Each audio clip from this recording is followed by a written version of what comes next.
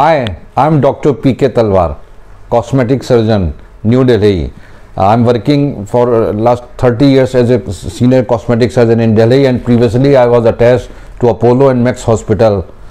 आज जो मैं आपसे बात करने जा रहा हूँ वो गायनेकोमेस्टिया के बारे में है, क्योंकि कई लोग फ़ोन पर पूछते हैं मुझसे कि डॉक्टर साहब मुझे गायनेकोमेस्टिया है या नहीं है, ये मुझे कैसे पता चलेगा।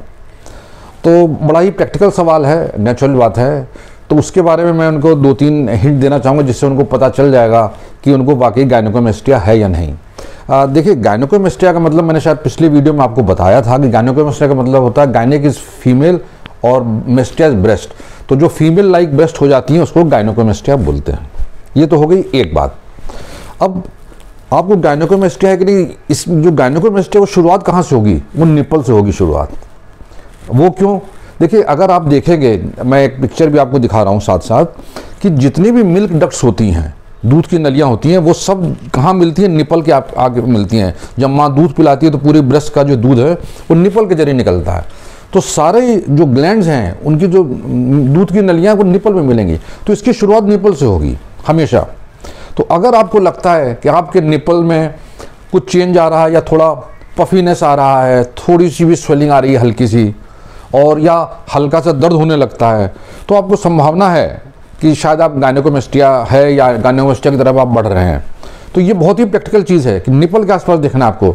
हो सकता है कि वो जो स्वेलिंग हो सिर्फ निपल तक ही हो, अगर बहुत ही मामूली है, ग्रेड 1 है, और अगर बढ़ती है तो फिर निपल के चारों तरफ बढ़ेगी। निपल के बाद फिर आसपास के एरिया में बढ़ेगी, फिर ब्रेस्ट के और एरिया में बढ़ेगी।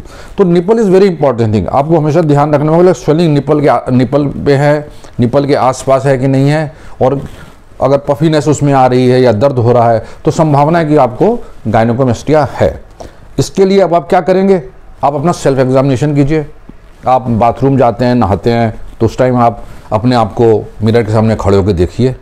आपको क्या लगता है कि आपके निपल थोड़े ज़्यादा ही पहले से थोड़े ज़्यादा ही बढ़ गए हैं, या और कुछ नहीं तो आप उसके ऊपर हाथ फेर के देखिए और देखिए कि अंदर कुछ नोडुलर स्वेलिंग सी कुछ फील हो रही है या कोई छोटा सा लम्प फील हो रहा है। अगर ऐसा है तो भी संभावना है कि आपको गायनेकोमेस्टिया है।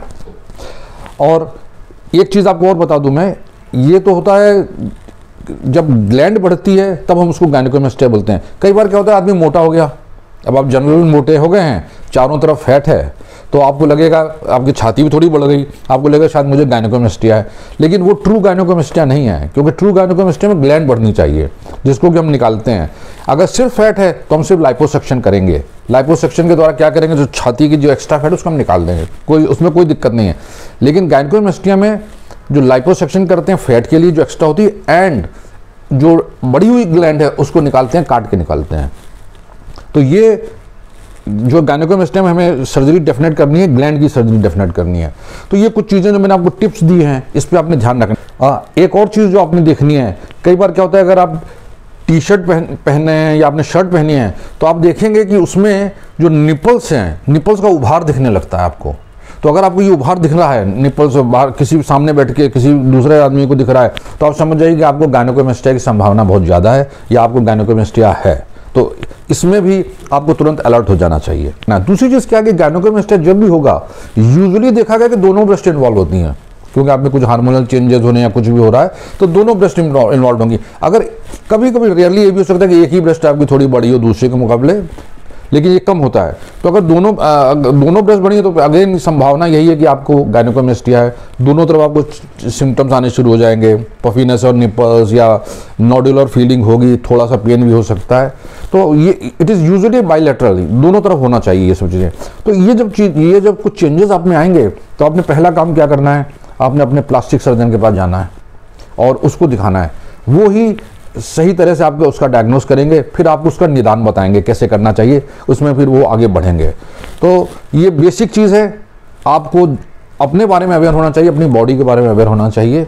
इसके अलावा अगर आपके मन में और भी कोई प्रश्न है तो आप हमारी टीम से संपर्क करने में बिल्कुल भी संकोच न करें। हमें बड़ी खुशी होगी आपके किसी भी प्रश्न का उत्तर देने में। और हाँ, अगर आपको ये वीडियो पसंद आया हो तो आप इसे लाइक और सब्सक्राइब करना मत भूलें, ताकि भविष्य में भी हम ऐसी ही प्रैक्टिकल ज्ञानवर्धक बातें आप लोगों से कर सकें। Thank you very much.